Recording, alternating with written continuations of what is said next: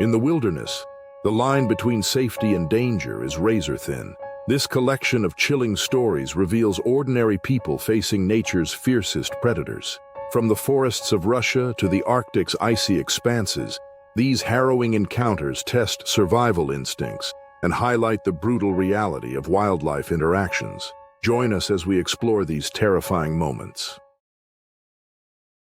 On April 5, 2025, a Moscow family of 4 set off on a spring break road trip, eager to leave behind the hectic city and venture into the remote wilderness of Ussuri Krai. Sergei, the father, drove with excitement as his wife, Elena, sat beside him. Their children, Alexei and Sofia, were in the back, chattering about the animals they hoped to see in the wild. The luxury $150,000 SUV they drove seemed like the perfect way to experience the isolation of the Russian wilderness, but they had no idea that the serenity of the forest would soon turn into a nightmare. After several hours of driving through winding tree-lined roads, they stopped near a quiet creek for a picnic. They parked the SUV beside a trail, unfolded the trunk to use it as a table, and unpacked the food. The warmth of the sun, the sound of the flowing water, and the tranquility of the surroundings made it feel like the perfect escape.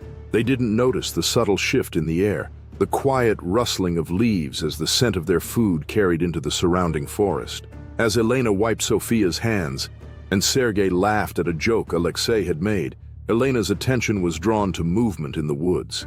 At first she thought it was a deer, but the creature emerging from the trees was far too large. Her heart raced as she realized it was a grizzly bear, a massive and dangerous animal, approaching their picnic. The bear had smelled the food. It moved with alarming speed, its enormous body gliding silently through the underbrush, its powerful legs making barely a sound. Elena's breath caught in her throat, and she turned to Sergei, her eyes wide with panic. Before she could shout a warning, the bear charged. Sergei reacted instinctively, shoving Elena and the children toward the SUV, but the bear was already too close. He threw himself in front of his family, trying to shield them. The bear hit him with the full force of its weight, knocking him to the ground with a crash. The ground shook as Sergei struggled to get up, but the bear's claws raked down his chest, tearing through his clothes and into his flesh. He screamed in pain, but the sound was quickly drowned out by the bear's guttural growl. Elena screamed as the bear continued its attack. Her heart pounded in her chest, and the instinct to protect her children overwhelmed her. She grabbed Alexei and Sofia, pushing them toward the car. They ran, but the bear, its fury uncontrollable, turned toward them. It moved faster than she ever thought possible, blocking their way. With no time to react, Elena shoved her children toward the SUV again, but before they could make it, the bear was on her. It knocked her down beside the car with terrifying force. She could feel the sharp claws digging into her legs as the bear's massive body pinned her to the ground. She struggled to break free, kicking and flailing, but the bear was too powerful. It grabbed her by the side, dragging her away from the car, its teeth sinking into her back as its claws tore through her skin. Behind them, Alexei and Sofia had reached the car, their faces pale with terror. The sight of their mother being dragged away by the bear was more than they could bear. The screams of their father filled the air as Sergei fought for his life, but the bear was relentless. It kept tearing into Elena, its claws raking down her body, and as Elena twisted in pain, trying to protect herself, she could see the horror in her children's eyes through the SUV's open windows. Alexei, in a state of panic, tried to open the door and help, but the bear, now enraged, turned its attention to them. With a single swipe, it shattered the door, sending shards of glass flying through the air. The children screamed as they ducked down in the back seat, but the bear wasn't finished. It reached into the car with its massive paw, grabbing Alexei by the arm and dragging him out. He fought, kicking and screaming, but the bear was too strong. Sofia, paralyzed by fear, couldn't move. She watched in terror as the bear tossed Alexei aside, his limp body falling to the forest floor. The bear's claws sank into his chest, ending his screams with one brutal strike. Sofia, unable to tear her eyes away from her brother, froze. The bear turned its attention back to her. It reached into the car, swiping at her with a force that tore through the metal frame. It grabbed her leg, dragging her out of the vehicle with ease. She kicked and fought, but it was useless. With a single vicious movement, The bear clamped its jaws around her throat, squeezing the life out of her.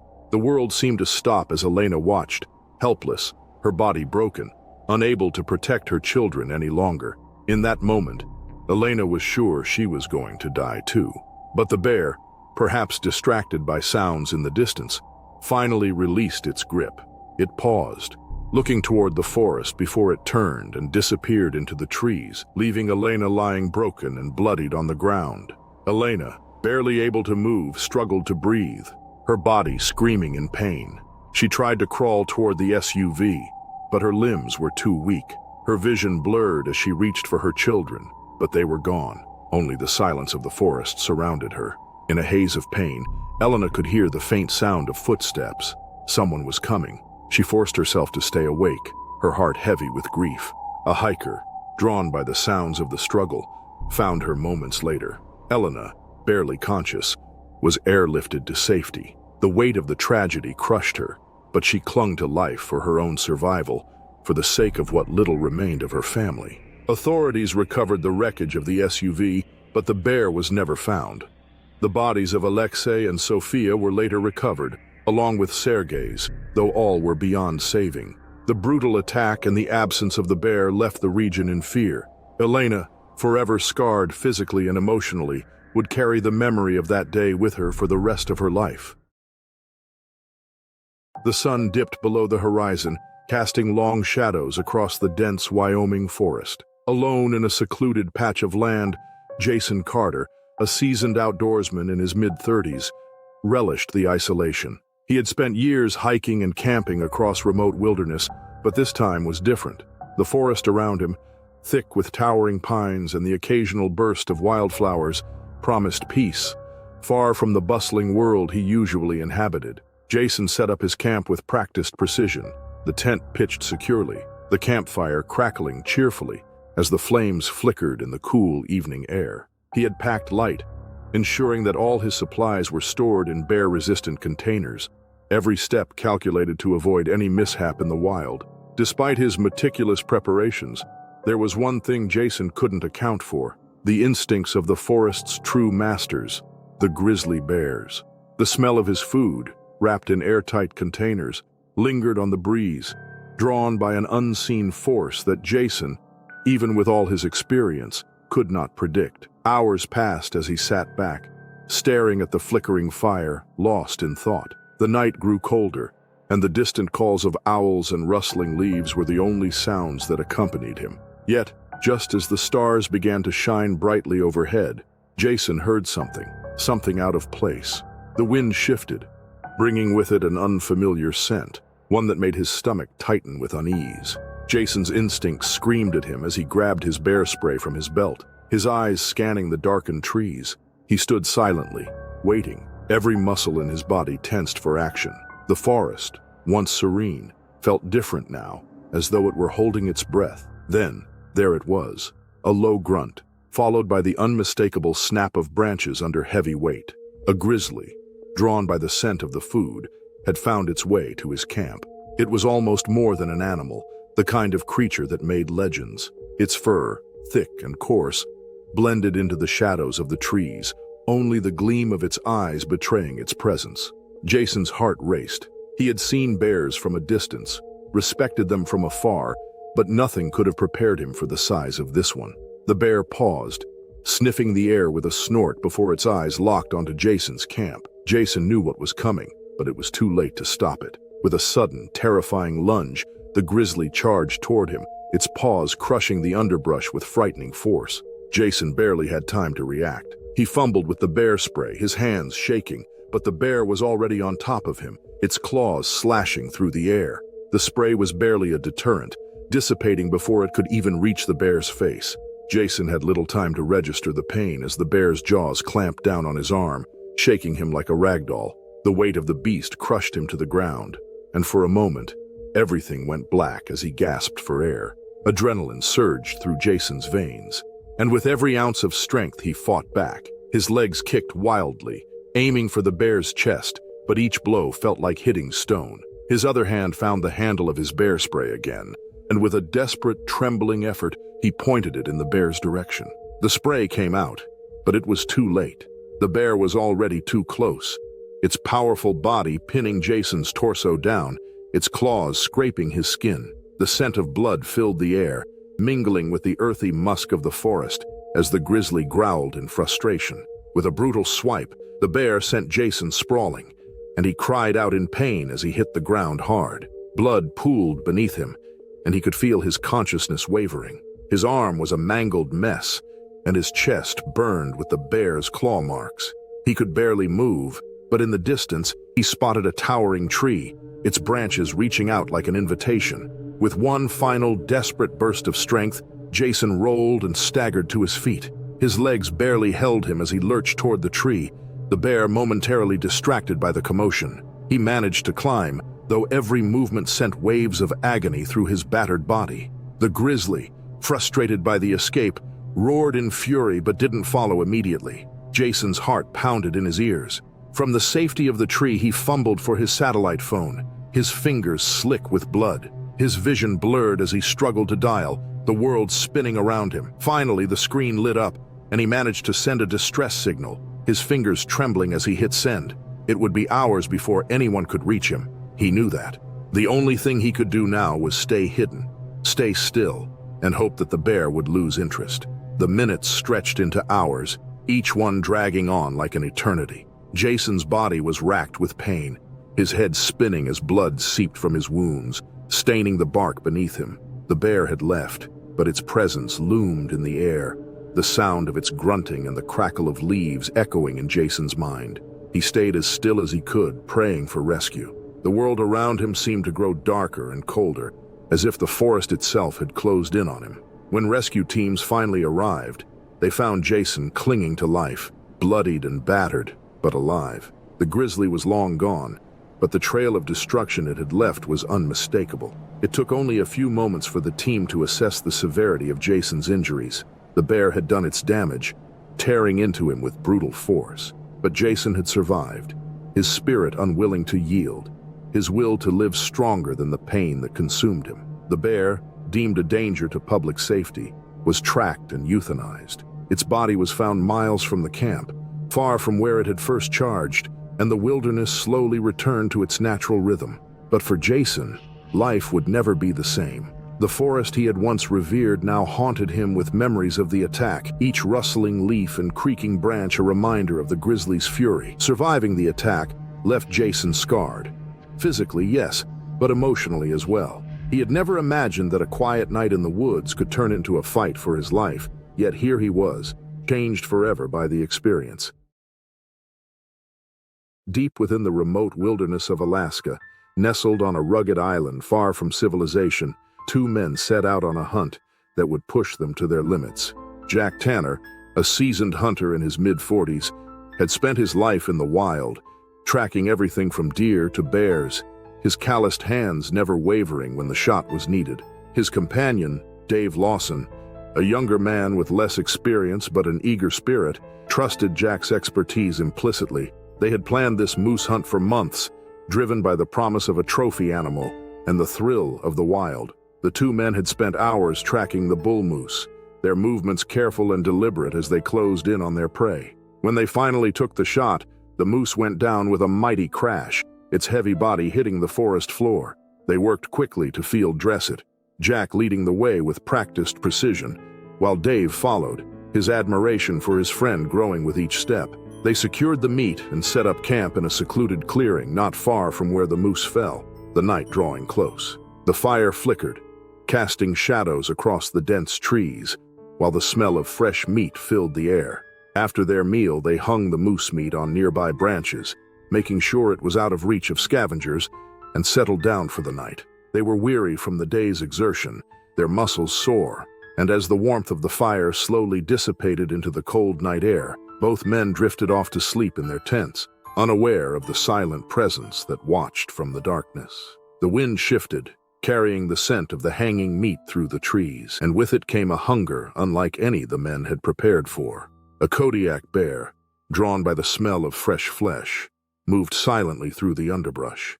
The bear's hulking body, a wall of fur and muscle, pressed low to the ground as it moved with surprising stealth for its size. It had caught the scent of the moose, and its instincts kicked into overdrive. It was hungry, desperately so, and the human scent didn't deter it. Instead, it quickened its approach, its paws padding through the snow-covered earth, undetected by the men who lay unaware in their tents. The bear's eyes glinted in the dim moonlight, focused solely on the meat.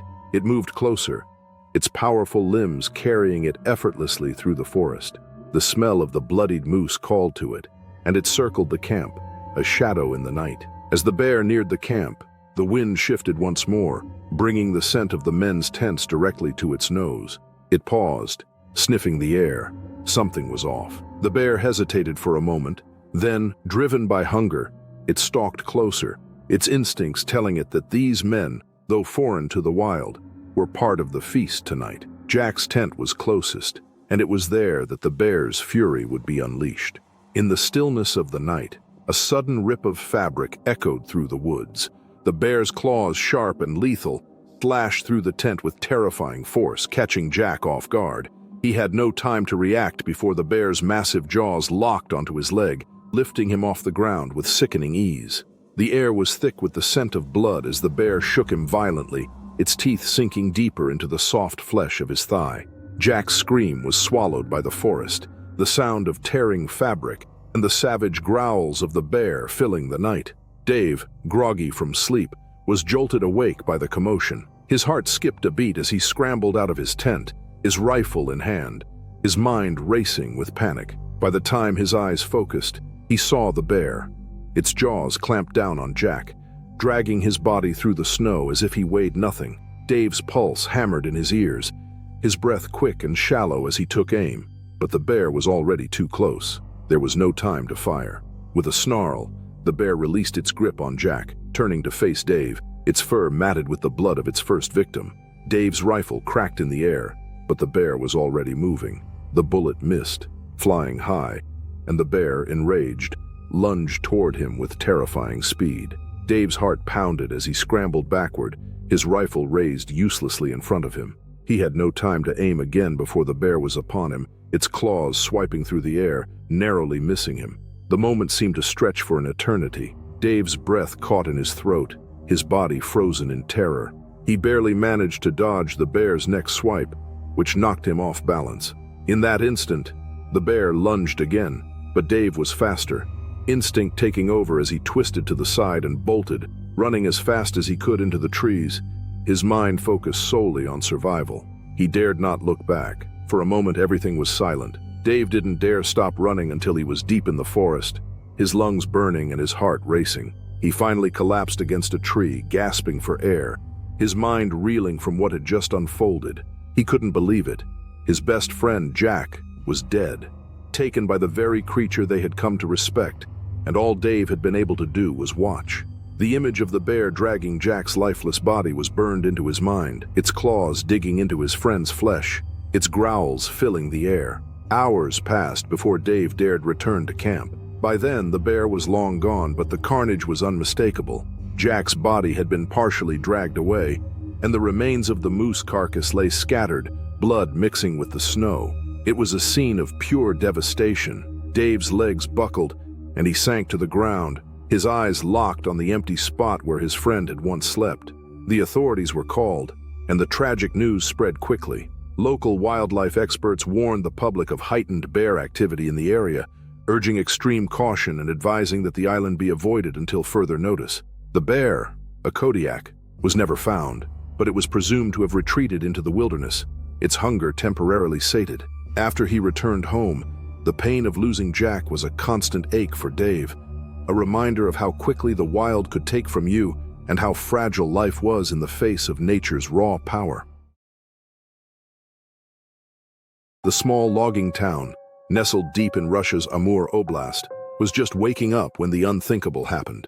The streets, normally quiet in the early hours of the morning, were dark, save for a few scattered lights inside homes and businesses. It was just before sunrise, and the chill of the Siberian air clung to the town, thick and biting. Most of the villagers were asleep, tucked away in their homes after another long, grueling day of work in the dense taiga. But for one officer, the day would start with chaos. Ivan Petrov, a mid-level officer with the local police department, stepped out for a smoke break, as he did every morning before the start of his shift. His boots crunched softly on the snow as he made his way to the back door of the station, the faint smell of stale coffee lingering in the air. He lit his cigarette, leaning against the cold stone wall, his mind drifting away from the quiet town to the routine of his job. He didn't notice the figure emerging from the shadows at first, its lumbering form barely visible against the dim light of the approaching dawn. The grizzly bear, drawn by the smell of food from overflowing dumpsters and scraps near the butcher's shop, had been foraging through the town's outskirts. The animal's fur, matted and thick from a long winter, radiated a strange, restless energy, the desperate hunger of a creature pushed from the wilderness by shrinking food sources. The bear's keen sense of smell led it directly to the source of its hunger, the village, where the meat from the butcher's shop and garbage bins had spilled over, a tempting prize for the starving animal. Without warning, the bear pounced. Ivan didn't hear the heavy, muffled footsteps of the bear approaching him. One moment, he was standing, watching the thin tendrils of smoke curl into the cold air, and the next, he was blindsided by the bear's enormous claws. The beast's sheer weight sent him crashing to the ground, his cigarette flying from his lips.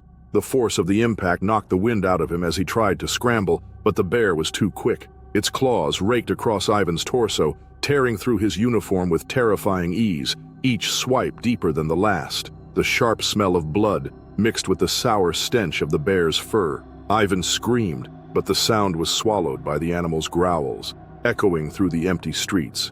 Panic surged through his body as the bear's jaws snapped inches from his face, its hot breath sending chills down his spine. He tried to push against the bear's crushing weight, his arms struggling to defend himself, but the bear's strength was overwhelming. His hands, slick with his own blood, failed to find any purchase. It felt like an eternity, the claws digging into his flesh, the bear's breath coming in ragged bursts as it savaged him. Inside the station, the sound of Ivan's cries was muffled by the thick wooden walls. The officers who had just begun their shifts heard the commotion and immediately recognized the threat. They rushed to the windows, but by the time they reached the door, the situation had escalated even further. The bear rammed into the police station's wooden entryway, its body colliding with the door with enough force to splinter the wood. Glass shattered as a window burst open, and the bear, now even more enraged, scrambled to push through the entryway. The police station, usually a place of calm, was suddenly in a state of pure chaos. Inside, officers scrambled for their firearms, some shouting commands while others rushed to barricade the remaining exits. Ivan's cries were now drowned out by the thundering noises of the bear's fury. It clawed at the door, pushing harder against the fragile wood. The officers, panic rising in their chests, could only watch, helpless for a moment. They knew they had to act quickly, but the bear was already in a frenzy, its once cautious approach replaced by blind aggression. With nowhere left to run, one officer, Sergeant Nikolai Orlov, took charge.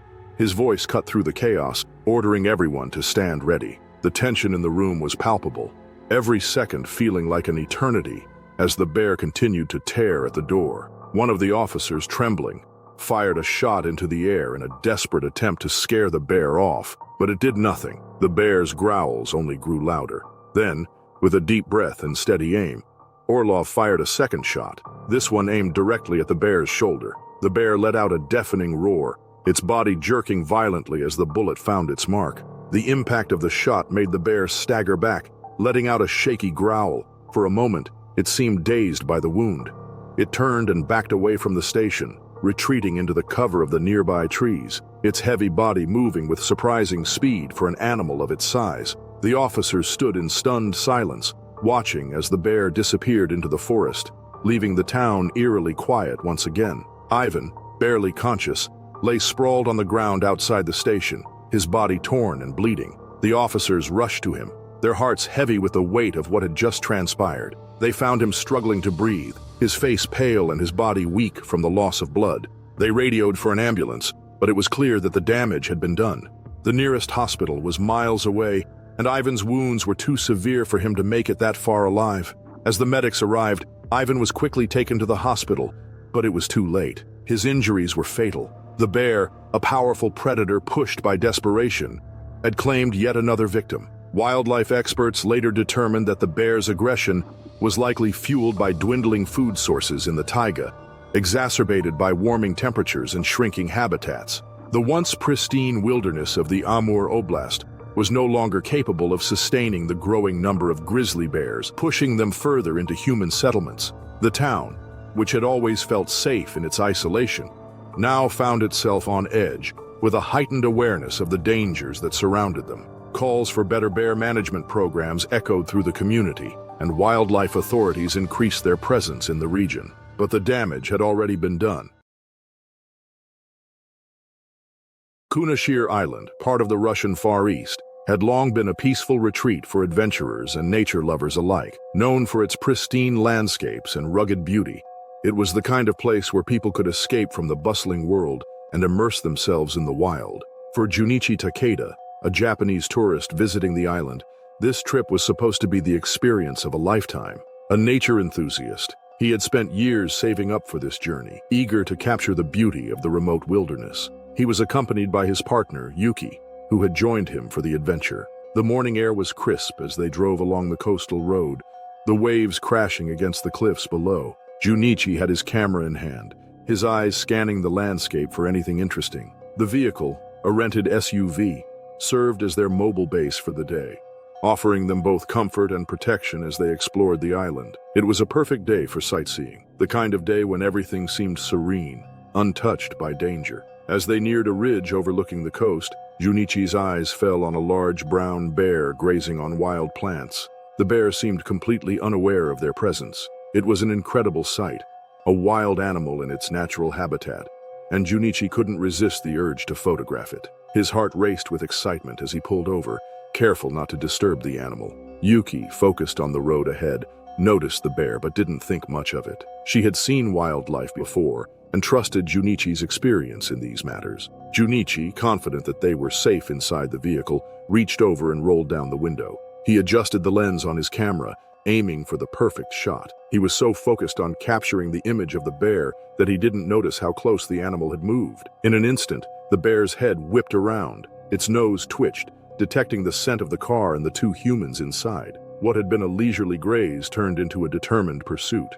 Within seconds, the bear descended the slope with shocking speed. Its powerful legs pounded the earth with each stride, and before Junichi or Yuki could react, the bear was upon them. The first sign of danger came in the form of a loud crash as the bear lunged directly at the car, its sharp claws scraping the side of the SUV. Junichi barely had time to process what was happening when the bear's jaws clamped around his arm. The pain was immediate and excruciating, a fiery burn as the bear's teeth sank into his flesh. He screamed, trying to pull his arm back, but the bear's grip was unyielding. The SUV rocked as the animal's weight pressed against the vehicle, its claws raking across the open window, leaving deep gouges in the glass. Junichi's heart pounded as he felt the bear's claws slice through his jacket, tearing at his chest with terrifying force. He could feel the pressure of the bear's body against the door, its breath hot and heavy. Yuki's mind raced, and for a moment, she froze, panic taking over. She had never been in such a dire situation, but the sound of Junichi's labored breathing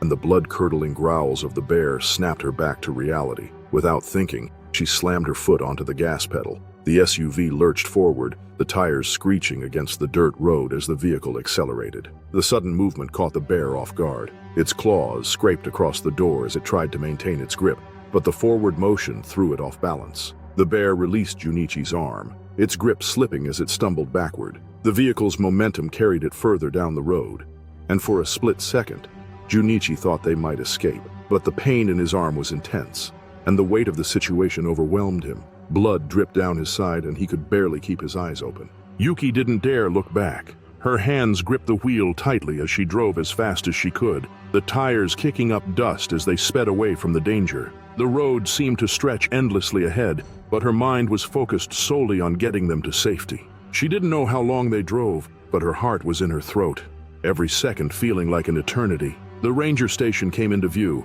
a small wooden building that seemed like a lifeline. Yuki swerved the SUV into the gravel lot, coming to a skidding halt. Her hands were shaking as she turned off the engine, but she couldn't allow herself to stop yet. She jumped out of the vehicle and rushed around to Junichi's side, her heart racing with fear. His face was pale, his arm mangled and bloody, and his breathing shallow. She quickly dialed for help, her voice trembling as she explained the situation. The ranger, a tall man with a grim expression, rushed out from the station. He assessed the situation, his eyes scanning Junichi's injuries and the damage to the vehicle. He spoke quickly into his radio, requesting an airlift for Junichi. It would take time, but the best chance for survival was getting him to a hospital as soon as possible. The hours that followed were agonizing. Junichi's pain was unbearable, but the adrenaline from the escape kept him conscious. Yuki held his hand, doing her best to comfort him, though she couldn't hide the fear in her eyes. The sound of helicopters approaching in the distance brought a slight sense of relief,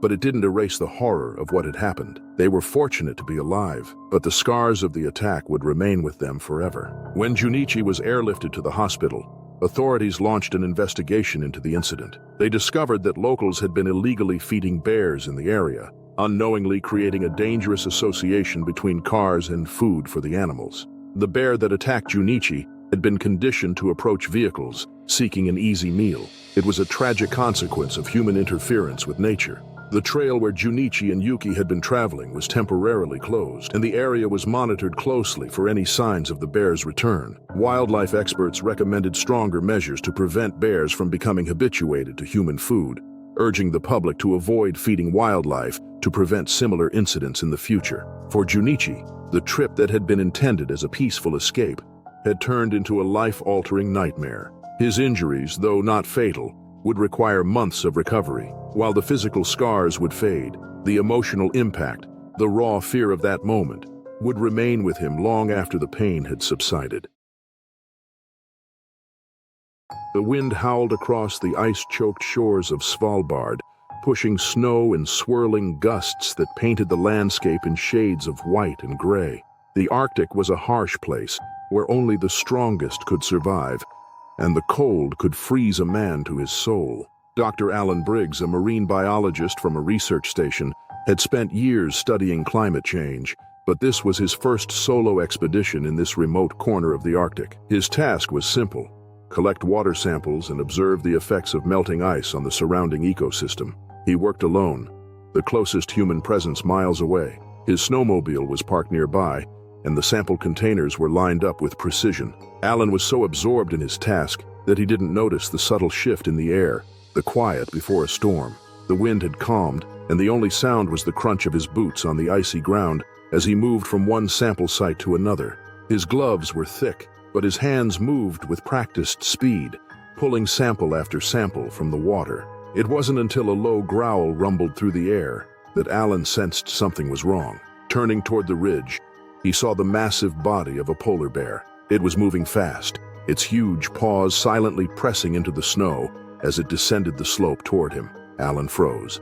The bear's dark eyes locked onto him with a predator's focus. It was too late to run. Panic surged through Alan's chest as he spun toward his snowmobile, his only means of escape. But his feet betrayed him, slipping on the slick ice as he tried to sprint. The ground beneath him gave way and he fell hard, the ice scraping against his skin. His breath came in ragged gasps, his mind clouded with fear. As he struggled to regain his footing, he saw the bear, now much closer, its jaws opening wide. The bear struck like lightning, slamming into Alan with the full force of its weight. Alan felt the teeth sink into his arm before his body was pinned to the ground by the bear's powerful claws. His leg twisted beneath him, and the pain was overwhelming. He screamed, but the sound was drowned out by the wind and the roar of the bear. In those moments, as his body was crushed under the bear's weight, Alan's mind raced. He couldn't move. His arm was trapped, his leg torn open. The bear's jaws were like steel, crushing his bones. It was impossible to think of survival, not without a weapon, not with no time to escape. The thought crossed his mind that this might be it, that the Arctic would claim him as another casualty of its raw, unforgiving nature. Then, through the haze of pain and terror, Alan heard a sound, a crackle, a burst of light. A flare shot into the sky, its bright glow cutting through the darkness of the snow-covered landscape. The bear paused, its attention momentarily distracted. It stepped back, growling low and uncertain, and Alan saw his chance. The bear, confused by the sudden light and heat, hesitated long enough for Alan to force himself into motion. His body was battered, his mind foggy, but he managed to crawl away, inching toward the snowmobile. The flare had been fired by Sebastian, a fellow researcher stationed a few hundred meters away. He'd heard Alan's screams and the growls of the bear, and without a moment's hesitation, he fired the flare gun. It was their only chance. The bear retreated slowly, its eyes never leaving Alan as it backed away into the wilderness, drawn by instincts that Alan couldn't begin to understand. Sebastian reached Alan within minutes, his face pale and his hands shaking as he assessed the damage. Alan's arm was broken, his leg mangled, but he was alive, barely. Sebastian radioed for immediate help, and within moments, a helicopter was on its way. The helicopter's arrival was the first sign of salvation Alan had felt. The pain was almost too much to bear as he was lifted into the helicopter, his body bruised and broken. The journey back to the research station was a blur of pain and snow, and by the time they reached the station, the adrenaline was wearing off, leaving Alan exhausted and barely conscious. In the aftermath of the attack, the Arctic felt colder than ever. The event sparked a debate among researchers and safety officials about the risks of solo fieldwork in polar bear territory. The lack of proper protection, no rifle, no flare gun, had almost cost Alan his life. Critics were quick to point out the inadequacies of current safety protocols, and for good reason. Alan's ordeal was a harsh reminder that the Arctic wasn't just a place for research, it was also home to some of the most dangerous predators on Earth. Alan survived the attack, but his injuries were severe. His leg healed, though it would never be the same, and his arm remained in a permanent cast. The incident left a scar deeper than the physical wounds. It had changed him. The Arctic, which had once been a place of awe and scientific curiosity, now felt like a land of terror, where even the most prepared could become prey. The polar bear, likely driven into the area by dwindling food sources and the changing climate, was never found again. It had vanished back into the wilderness, but the fear it instilled lingered. Alan knew he was lucky to be alive, but as he recovered, the question of whether solo work should ever again be permitted in such dangerous territory loomed larger with each passing day.